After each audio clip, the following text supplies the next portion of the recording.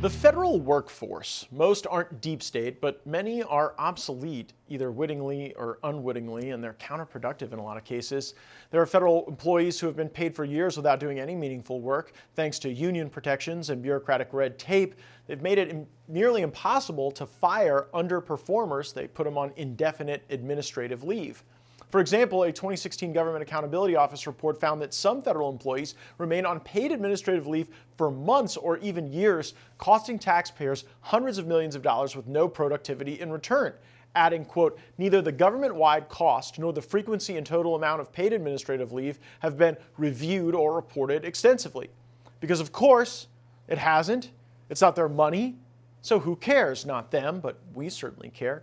There's a new Supreme Court ruling that has just given the Trump administration broad authority to reshape the federal workforce through terminations. Rod Martin was part of the team that started PayPal. He's the founder CEO of Martin Capital, and he publishes on Substack the Rob Martin Report, and he's got a thread out that breaks down all of this important jurisprudence coming out of the Supreme Court. Good to see you, my friend. Tell us why this Supreme Court decision on President Trump's power over the federal workforce matters. Well, it's good to be here, and so appreciate your show.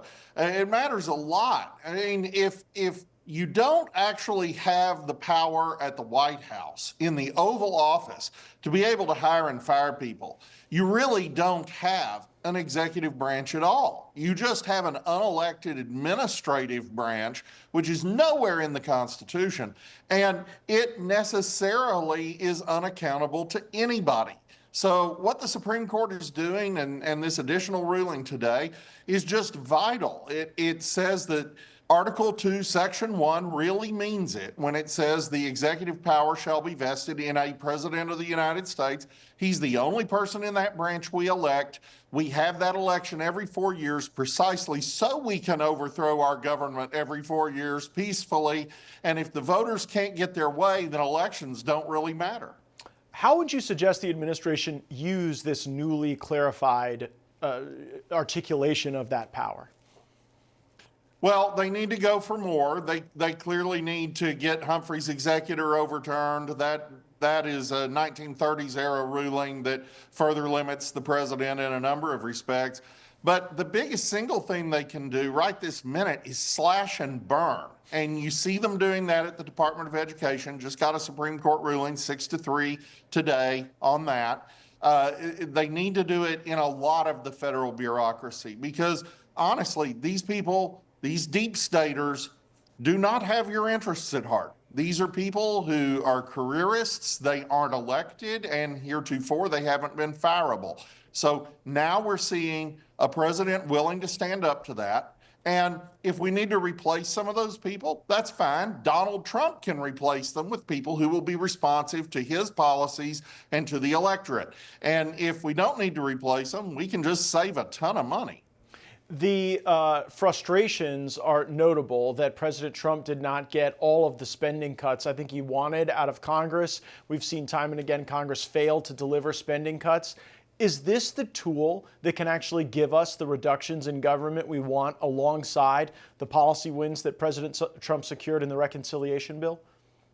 It's one of them, and clearly Congress is much inferior without you, Matt. So there's no getting around that. But the truth of the matter is we're going to send up, this administration is going to send up a bunch of rescission bills, not just the one currently up, which eliminates a huge amount of funding that was going to not just NPR and PBS, but also USAID, which turned out to be nothing but a Democrat slush fund, utilized for the sterilization of 300,000 Native women in Latin America and the overthrow of God only knows how many governments. And so that first rescission bill is a good start, but it's only about $9.8 billion. We need a whole lot more than that, and I think the president's going to deliver.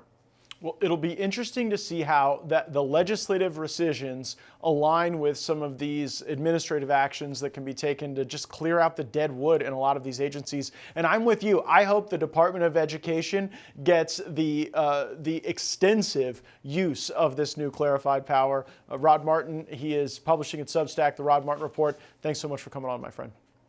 Thank you. For all our viewers asking where One America News is heading in the future, we would like to introduce you to OAN Live. OAN Live is the best way to stay up to date on all of the hard-hitting, straight-shooting, national and international headlines. And the best part is, OAN Live is only $4.99 per month. All the credible, honest, unbiased reporting One America News offers at a fraction of the cost of cable.